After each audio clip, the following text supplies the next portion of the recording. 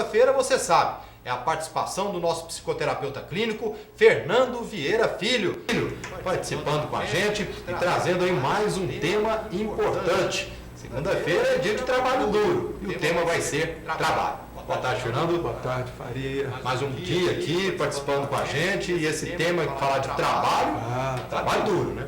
Graças a Deus, hoje é segunda-feira. É o contrário? É o contrário do que muitos falam por aí. Do que muitos falam, que falam assim, coragem, hoje é segunda-feira. Não, hoje é segunda-feira, graças a Deus. Eu fico vendo, inclusive, dia mais Fernando, abençoado. aquelas piadinhas do pessoal na rede social, né? Colocando que sexta-feira é dia de expectativa, no sábado é um dia alegre, porque está todo mundo praticamente de folga. Domingo, então, até ali pelas 18 horas, o pessoal já começa a desanimar porque vai iniciar a segunda-feira. Tá errado, Fernando? Tá errado. Isso tudo aí, viu, Faria, faz parte das crenças que giram em torno do trabalho. E essas crenças, na maioria delas, são crenças limitantes, que fazem com que o trabalho tenha essa conotação, pelo menos aqui na nossa região ocidental, do lado do ocidente, que é uma coisa difícil, que é uma guerra, que é uma batalha, que é uma luta, que é uma ralação, tá certo? Então isso tudo é crença. Tá? E por isso que faz com que as pessoas, porque tenha tanto pobre, viu, Faria, no hemisfério sul, nessa região nossa aqui, do hemisfério sul, o pessoal chama de terceiro mundo. Tá? Por quê? Porque o povo tem preconceito contra o trabalho, diferente do povo anglo-saxão, tá? Que tiveram um outro tipo de cultura e não tem essa questão do trabalho como uma coisa ruim. Tá? É por isso que a gente vê, por exemplo, nos Estados Unidos, a molecada lá depois que faz 14 anos, viu, Faria? Os pais já estão tudo pondo as crianças, a molecada para trabalhar. Então, muitas vezes a gente vê, por exemplo, no McDonald's, vê num barzinho, numa lanchonete, filhos de médico, filhos de juízes, tá certo? Trabalhando lá, servindo as mesas. Tá? Isso Fernando, é bonito. Vou falar uma coisa, viu? Eu fico me recordando aqui de quando eu comecei a trabalhar, e acredito que muitos foram nessa linha também. Eu comecei a trabalhar com 7 anos, né? Ajudando meu pai, quando ele era gerente de um posto de combustíveis, eu ajudava lá a calibrar pneu, lavar carro, abastecer, com 7 aninhos. Não era registrado, claro, mas já estava trabalhando. Tinha lá aquele dinheirinho guardado lá no final do mês, mas era o meu dinheiro, né? E se fizer um paralelo hoje, da criançada hoje, ou até mesmo da moçada aí com 11, 12, 13 anos, e falar que criança e jovem hoje não pode trabalhar, eu particularmente acho um absurdo, né? Porque se fizer esse paralelo da época que a gente trabalhou, quando a gente era novo, né, criança, com a criançada de hoje, por isso que hoje tem muita criança envolvida aí com o mundo das drogas, né? Porque a própria lei diz que a criança não pode trabalhar, que tem que participar de curso técnico, se for trabalhar somente em funções técnicas, aquela coisa toda, e mesmo assim depois dos 16 anos. E aí a gente vê a molecada toda aí se envolvida com a criminalidade, né? Porque não pode trabalhar legalmente, aí opta por participar do crime. Então tem essa diferença, né, Fernando? Eu considero o trabalho muito importante, mas muito importante mesmo. Gente, trabalho é a maior bênção que existe nesse planeta nosso. Se as pessoas soubessem, se os pais soubessem disso, esse mundo seria muito melhor. Eu, por exemplo, tenho um exemplo na minha vida, que é a minha filha. A minha filha, por exemplo, que ela, depois dos 15 anos, viu, Faria, com toda a dificuldade que a gente tinha para arrumar um trabalho para ela, por causa das leis que limitam tudo isso, a minha filha, depois dos 15 anos, nunca mais ela pediu para me comprar uma roupa para ela. Ela sempre comprava as roupas, tudo com o dinheirinho dela. Depois dos 15? Depois dos 15. Tá?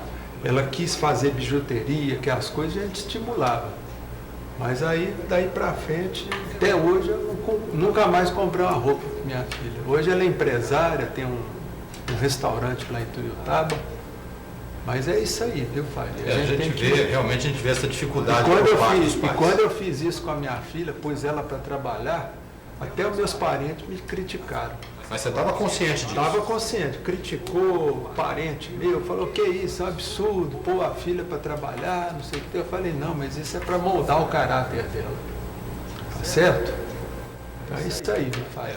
Eu fico observando justamente isso. Às vezes o pai fica preocupado, dá aquela dor no coração, de falar, não, vou colocar meu filho novinho, tadinho. O menino já tem 15, 16 anos, tamanho de uma porta, né? Hoje a garotada faz academia, faz ginástica e tal, aquele pessoal bombado, e aquela coisa toda. E aí 16, 17 anos, não, meu filhinho, que coração, não pode trabalhar ainda não, mas aí acaba se envolvendo com outras coisas piores, né? Então tem que dar valor no trabalho. Tem que dar. E esses meninos aí que estão fortinhos, grandão, os pais podiam pôr eles para limpar terreno.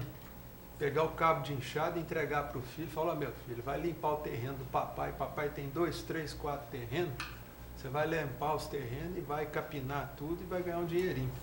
Sua mesada vai ser assim. Mas não, o que os pais fazem? Os pais falam, ah, meu Deus do céu, minha vida está difícil, eu tenho que trabalhar, hoje eu vou trabalhar, o trabalho é uma luta, eu ralo o dia inteiro trabalhando. Quer dizer, olha a conotação negativa que os pais estão passando para os filhos. Chega em casa, em vez de falar, nossa, meu trabalho foi maravilhoso, o pai fala, não, meu trabalho hoje eu ralei demais, o chefe meu é uma porcaria. Quer dizer, só coisa negativa a respeito do trabalho. Estuda para não fazer o que o papai faz. Isso. Não, às vezes o pai até estuda. Eu já vi até médico falar, viu, Faria? Nossa, eu não aguento mais consultório, tal, não aguento os meus pacientes. Você está entendendo? E a tendência é o filho absorver isso. Absorve tudo. E fala, Deus, o menino começa na cabeça dele, Faria, inconscientemente, ele já começa a programar. Deus me livre de trabalhar. Trabalho é a pior coisa do mundo. E é o que está acontecendo, Faria. A molecada está formando, fazendo faculdade, em vez de sair para o mercado de trabalho quando forma, não. Aí inventa um curso para fazer. Não, vou fazer pós-graduação. Aí vai lá, fica mais 1 ano, 2 anos ali, perdendo tempo. Aí depois que termina a pós-graduação, a hora que os pais acham que o menino vai para o mercado de trabalho, ele fala, não, agora eu vou fazer mestrado. E aí vai enrolando aquela embromação, e os pais muitas vezes aplaudindo. Você está entendendo, Fábio? É lamentável. Fernando, essas crenças limitantes em torno do trabalho, explica melhor para nós o que são essas crenças. Ô Faria, o problema do trabalho é a questão latina, tá? Porque nós somos todos de origem latina, tá? Então lá desde o Império Romano, tá? A palavra trabalho, ela vem da palavra latina que é tripalium. Olha bem, tripalium. O que era o tripalium na época lá do Império Romano? Era um instrumento de tortura com 3 pés. Era um cavalete de 3 pés. E que a pessoa, o escravo, ele era amarrado ali, e nesse tripalho ele era, como é que fala? Ele era torturado. Açoitado. Era castigado, tudo. E o sujeito que castigava usando o tripalho era chamado tripalhador. Certo? Então, quer dizer, daí veio a palavra trabalho de tripalho e a palavra trabalhador de tripalhador. Olha só de onde veio. Tá? Então, você vê, desde o tempo, por isso que essas civilizações latinas, elas sempre gostavam de ter o quê? Escravo. Por quê? Porque trabalho era uma coisa suja, era uma coisa mesquinha, era uma coisa... Você entendeu? Então tinha que ter o quê? Escravos e servos. E você vê, nós crescemos até o século passado, século XIX, quer dizer, o século retrasado, ainda existia o que no Brasil? Escravo. Você entendeu? Por quê? Porque a nobreza não podia trabalhar. O pessoal que era mais rico, trabalho é coisa para escravo. Então, quer dizer, essa noção de que trabalho é ruim, que trabalho é uma coisa ruim, é coisa para escravo, é coisa para servo, isso aí já está gravado no nosso inconsciente. Tá certo? Já há séculos. Está gravado no nosso inconsciente. A gente fica cristalizado. Porque realmente a questão do trabalho hoje para muitas das pessoas, né, é uma situação que a gente observa é bastante difícil, né? Como você mesmo disse, quem tem o poder aí realmente de não querer trabalhar é uma coisa. Agora, na maioria das vezes, acho que todo mundo deveria. Por sentir realmente, se sentir bem no trabalho, né? A gente vê tanta gente que aposentou, né, Fernando, mas continua trabalhando, porque eu acho que se o cidadão parar de vez, às vezes tem um ritmo frenético, e aquele cidadão, se ele parar de uma vez, acaba ele ali até morrendo, se for. Morre, sim. A depressão vem mesmo. Vem. Por quê? Porque a aposentadoria, lá vem também de uma palavra latina que chama pausare. Essa palavra pausar quer dizer o quê? Dar pausa. Quer dizer, dar pausa na vida. Você está entendendo? Então a conotação de aposentadoria é uma conotação de morte que está gravada no nosso inconsciente. Tá? Tinha até uma escritora, ela morreu em 1989, a Simone de Beauvoir, que era esposa do Jean-Paul Sartre, que era outro grande escritor. Ela escreveu um livro que chama A Velhice, tá? E nesse livro ela foi muito enfática na questão da aposentadoria. Ela falou, não existe palavra mais abjeta no dicionário do que aposentadoria. Olha só. E ela era uma filósofa, uma pessoa extraordinária. Então, quer dizer, ela falou a realidade. A aposentadoria, com essa conotação latina que tem, de dar pausa, entendeu? Em alguma coisa, é alguma coisa de muito cruel na vida do ser humano. Com certeza. Tá? Bom, a gente vai voltar a falar sobre essa questão, já abordando o tema trabalho. Trabalho que todos nós aí temos que valorizar e muito, principalmente para quem tem, né, Fernando? É claro, tem que valorizar, viu, Faria? Porque é uma coisa abençoada o trabalho. Tá? O trabalho é como se fosse uma prevenção que a pessoa tem contra a velhice, o envelhecimento, contra a saúde, contra a doença. Então, quer dizer, a pessoa... E é uma forma de aprendizagem magnífica que a pessoa tem. Acontece muito, Fernando, de pessoas procurarem o seu trabalho lá, orientação psicológica, devido a isso, né, aquele ritmo de vida acelerado, e aí a gente falou no bloco anterior, mas aí quando para, a pessoa parece que dá um baque geral. Baque. Por quê? Porque enquanto muitas vezes a pessoa tem um trabalho, ela tem aquele poder, aquela autoestima, e quando ela perde o trabalho através da aposentadoria, ela perde aquilo ali, ela acaba perdendo o chão mesmo. Então, quer dizer, aquele poder que ela poderia ter, cai ali, o sujeito veste um pijama e aí, naturalmente, a doença vem. Pode ser o contrário também, Fernando. Às vezes uma pessoa que não trabalhou e vai começar a trabalhar e aí muda daquela rotina de descansado para uma rotina de intenso trabalho. Acontece isso também, da pessoa dar uma baqueada? É meio difícil, viu? Aí, não, o contrário já não acontece assim com... Por quê? Porque geralmente o sujeito que é meio descansado e começa a trabalhar, ele vai ter o quê? Um estímulo novo na vida dele. Tá? Principalmente se ele for trabalhar numa profissão, num trabalho que é mais ou menos igual ao propósito de vida dele. Por exemplo, o sujeito nunca trabalhou e de repente ele arruma um emprego como pescador, que é uma coisa que ele gosta de fazer. Tá certo? Porque passou a vida inteira pescando sem ganhar nada, e de repente ele arruma um trabalho como pescador. Aí aquilo ali para ele vai ser um estímulo, tá? Ele vai ficar cada vez melhor. Agora, o que acontece quando a pessoa ela perde aquele trabalho através da aposentadoria? Aí sim, a pessoa pode arrumar uma doença, tá? E essa doença geralmente ela vai levar a pessoa para o túmulo, tá? Vai levar ao óbito de uma forma ou de outra. O que é lamentável, né? Agora, Fernando, e é sempre importante a pessoa ter ali o seu propósito de vida, saber realmente direcionar suas atividades para o que gosta? Exatamente, Faria. Aliás, tem o Confúcio, ele viveu 500 anos antes de Cristo. E o Confúcio ele dizia o seguinte, que se a pessoa ela trabalhar dentro daquilo que ela gosta, dentro do propósito de vida dela, Faria, ela não vai trabalhar nenhum dia. Por quê? Porque o trabalho, em vez de ser uma coisa desgastante, uma coisa ruim, passa a ser o quê? Uma diversão. A pessoa que gosta do que faz, Faria, na realidade ela não trabalha, ela se diverte.